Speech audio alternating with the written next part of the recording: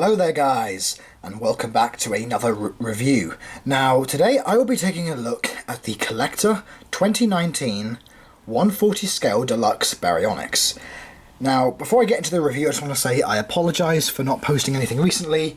As you all know, we are all in December now, so there's a lot of things going on with Christmas oriented, so haven't had a lot of time. But I recently purchased this figure on Everything Dinosaur because, well, it is something that I've been wanting to look at for a little while, and it is one of my personal favourite dinosaurs, and I think CollectA have actually done a fantastic job with this figure.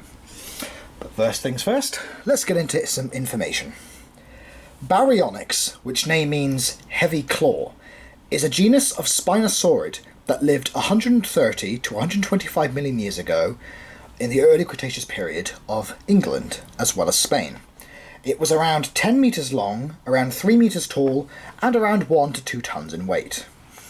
Now, it would have lived alongside many other British dinosaurs, including Iguanodon, Hypsilophodon, Polacanthus, and Neovenator, which shared its environment. And yeah, Baryonyx has actually been one of my favourite dinosaurs for quite a while, and I think CollectA have finally done this figure justice, because no other figures have really had that really good, accurate look, but I think this figure does. CollectA have done a few Baryonyx figures before, but they haven't been as good as this one. This one is now fully accurate, with a bit of artistic licensing, especially with considering all the spikes and scoots, but I think they finally have done a figure worthy of Baryonyx's name. Now, first up, let's take a look at the head sculpt. The head sculpt is really nice. It does have an articulated jaw, you can see, so that's really cool. They've got the notch perfectly in there, all of the teeth are nicely done. Now there's a little bit of a warpness there in the jaw, as you can see. It should be folded up, but it's kind of curled in, but I think that kind of gives it a bit of character. The eyes are a glossy black, you can see there's like a brown outline around them. We have the nostrils, we've got the ear hole, there's a bright orange crest on top of the head. Going down the back we have lots of spikes and scoots, and then into the tail you can see we've got two other lines of spikes here, kind of like a crocodile, which then forms into one line of spikes down the tail.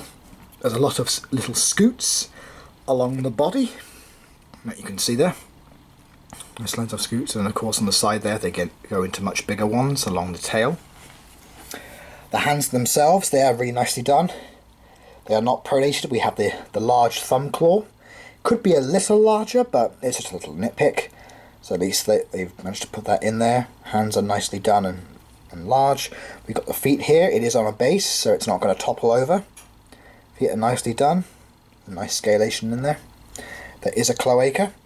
The body itself is done in a nice orange and brown with these dark brown spots along the body, sort of like a dappled coloration. And then we have yellow for the underbelly, which also goes into the head around the eye here. I think it contrasts really well, especially with this bright orange crest on the head. The claws are grey, and the spikes themselves are also a darker brown than the splotches.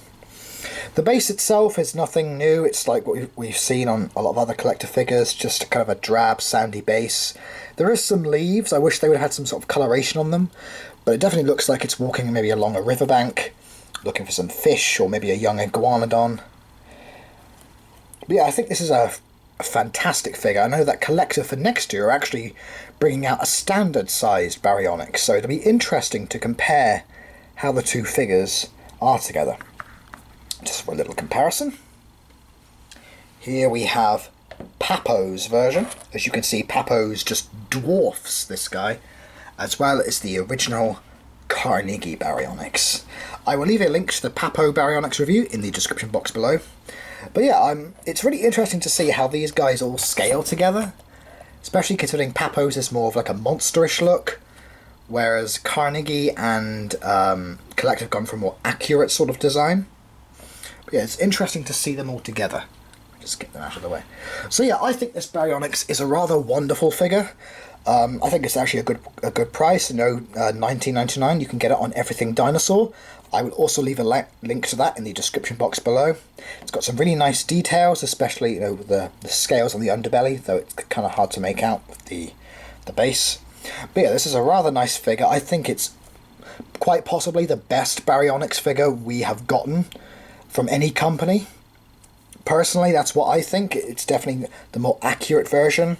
It's got a really long tail. You can see it takes up half the length of the figure. It's got the correct proportions. The skull is correct.